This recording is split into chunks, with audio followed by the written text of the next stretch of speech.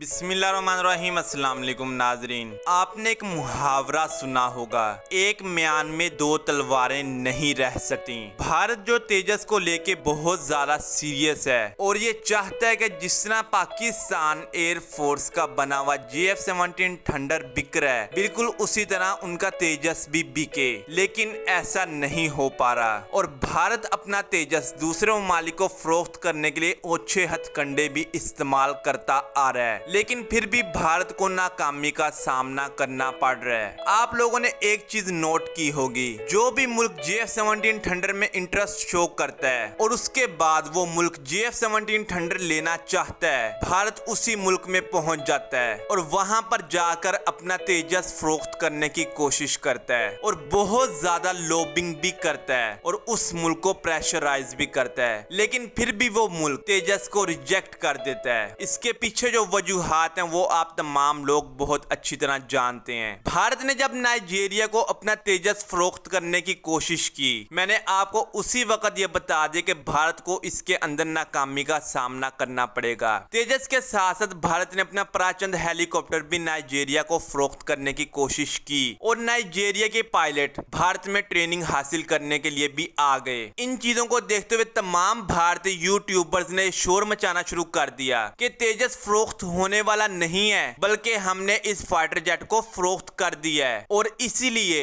Nigerian pilot यहाँ पर आए हैं और हमारे हेलीकॉप्टर्स के ऊपर ट्रेनिंग हासिल कर रहे हैं। जैसे ही उनकी ट्रेनिंग मुकम्मल होगी, नाइजीरियन एयरफोर्स के पायलट्स का अगला बैच भारत आ जाएगा और वो तेजस पर ट्रेनिंग हासिल करेगा। लेकिन आप लोगों ने देखा, नाइजीरियन पायलट्स को जिन हेलीकॉप्टर्स के ऊपर भारत ट्रेनिंग दे रहा था, मैं बात कर रहा हूँ हाल ध्रुव की, वही हेलीकॉप्टर नाइजीरियन पायलट्स की ट्रेनिंग के वक्त हादसात का शिकार होना शुरू हो गया और उस हेलीकॉप्टर को कोई एक हादसा पेश नहीं आया, बल्कि कई हेलीकॉप्टर्स क्रैश हुए। मैंने आपको यह बताया था कि इस ट्रेनिंग के पीछे पाकिस्तान की चाल भी हो सकती है और वही हुआ। नाइजीरियन पायलट्स भारत में आए और उनकी तमाम हेलीकॉप्टर्स को उन्होंने टेस्ट किया और वो लोग टेस्टिंग के बाद और ट्रेनिंग के बाद वापस नाइजीरिया चले गए और वहां पर जाकर उनकी हुकूमत ने भारत को यह कहा कि आपके हेलीकॉप्टर्स और आपके फाइटर जेट्स बिल्कुल नाकाम है, हमारे लिए आपके फाइटर जेट से ज्यादा हमारे पायलट की जान कीमती है। और नाइजीरियन हुकूमत के इन्हीं बयानात के अंदर यह भी इंकशाफ हुआ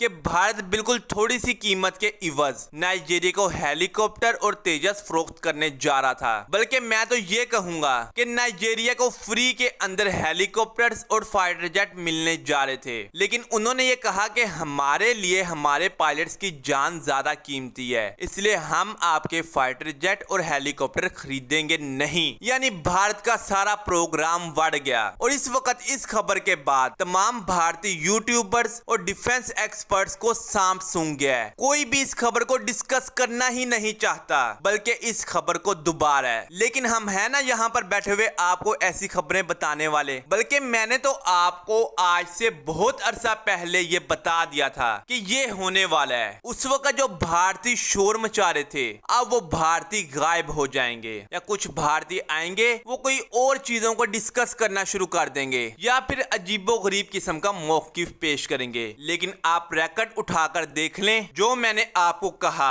वही हुआ और भारत को एक बार फिर शिकस्त का सामना करना पड़ा। खैर, ये थी आज की वीडियो, मिलते हैं अगली वीडियो के अंदर, तब तक के लिए अल्लाह हाफिज।